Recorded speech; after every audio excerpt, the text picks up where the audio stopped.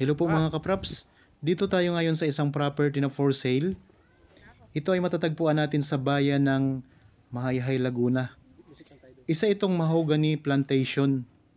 Mayroon itong mga nakatanim na nasa mahigit 19,000 na puno ng mahogany. Katabi lang po ng kalsada. Ito po ang boundary. Mayroon na itong bakod na barbed wire mga kapraps. Mayroon na rin ditong access ng kuryente at saka tubig. May ahas eh.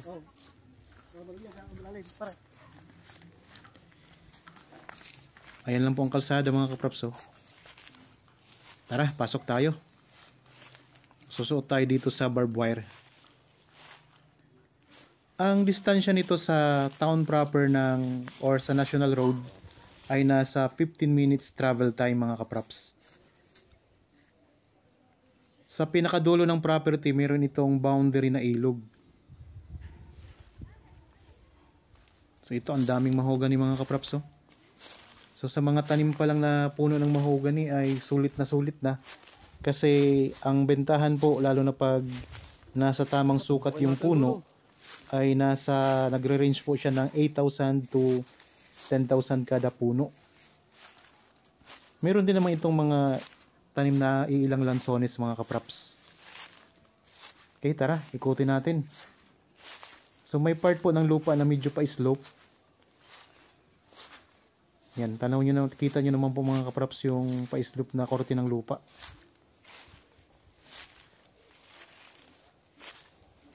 Kung may mga naghahanap po ng property na ganito, ang mga tanim, mga mahogany plantation, sa baba. Ito po ang pwede nyong tingnan mga kapraps. Napakaganda nito.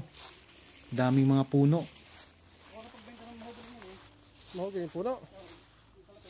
Yan, mga tuwid na tuwid pa mga puno dito mga kapraps. Hektarya. Jackpot.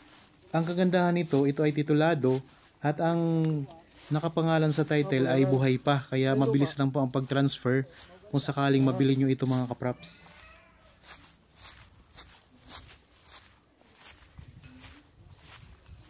Daming puno ng mahogany. So mahigit 19,000 ang nakatanim dito. At saka hindi siya magubat mga kapraps. Talagang mahogany lang ang makikita nyo mga puno dito. At mga ilan-ilan na lansones.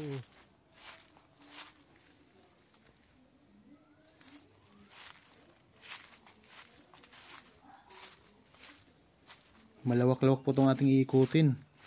Siguro hindi natin to kayang ikutin mga kapraps. Napakalawak kasi nito. Baka hindi tayo makakarating doon sa pinakadulo ng property, yung may ilog mga kapraps. Kaya pasensya na. Bawa yung makakabili nito. Kaya ang ating makikita ngayon, ipakikita ko lang sa inyo yung mga puno na nandito sa loob ng property. Kailangan taon eh.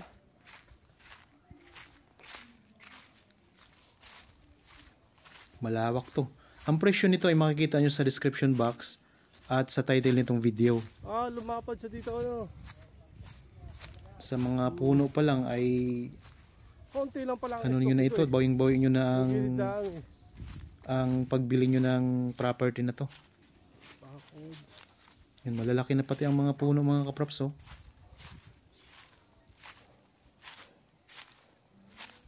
Yan, ito yung boundary. Yan, nakabakod na ng barbed wire yan. Saan ang shortcut? Pinakalawit.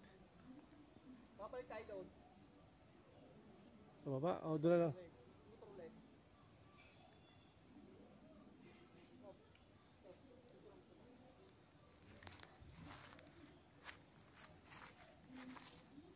Dami talagang punong-puno ng mahogany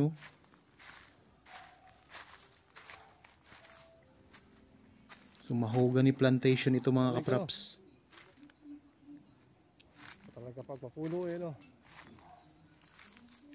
19,000. Siguro pagpapasko ang lamig dito no. Kulang. Yan, ikot ko lang ang camera 19,000. 90,000. Kahit saan tayo tumingin, punong-puno ng mahogany yan. Kala ko yung lote. Puno, 19,000. Pala ito.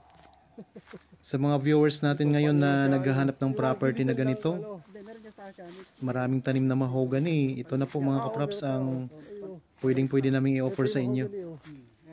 Kung nagustuhan nyo itong property, pwede kayong magpa-schedule sa amin ng actual viewing para makita nyo Libutin natin to. at mapasok nyo ito ng personal ang property mga kapraps.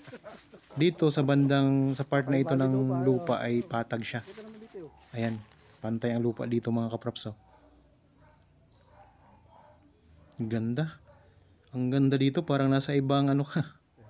Puro mahogany. Ibang lugar ka, parang wala ka sa Pilipinas. Talagang ang ganda ng mga ang ganda tingnan ng mga tanim dito ng mahogany.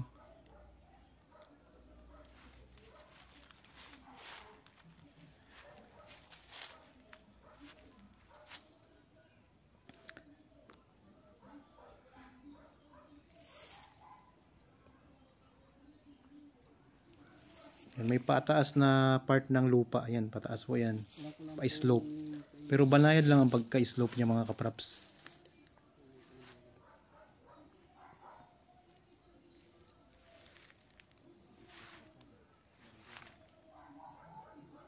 Ang ganda oh.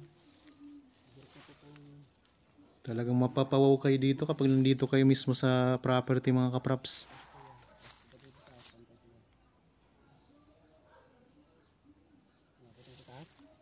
Kasi konti lang. Tulas. Ulitin ko lang mga kapraps, ang kabuang sukat nito ay 10,000 or 10.3 hectares na matatagpuan natin sa bayan ng Mahayhay, Laguna. Ito ay titulado, buhay po ang nakapangalan sa title na nagbebenta ng property. Katabi lang ng cemented road. Pintado. May mga tanim na mahogany kasi mahogany plantation nga ito. Ito pala eh. Nasa mahigit 19,000. Meron din namang pailan-ilan na mga puno ng lansones. Sa bandang dulo, hindi na natin kayang abutin kasi malawak mga kapraps. Ay mayroon itong boundary na ilog. May access na po ng kuryente at saka tubig. So nakita nyo naman kanina sa simula ng video ay mayroong poste ng kuryente mga kapraps doon. Napapalibutan na po ng bakod na barbed wire. May mga poste na sementado yung bakod mga kapraps. So napakalawak nitong property kasi 10 hektarya. Mahigit. So okay mga kapraps, di na natin kayang ikutin ang buong property. Para po sa mga bago pa lang sa aking channel at napadaan lamang po dito sa aking channel, huwag niyo pong kalimutang mag-subscribe at pindutin na rin po ang notification bell para maging updated kayo sa mga bagong property na i-offer po namin. Maraming salamat po, lagi tayong mag-iingat at God bless po sa ating lahat mga kapraps.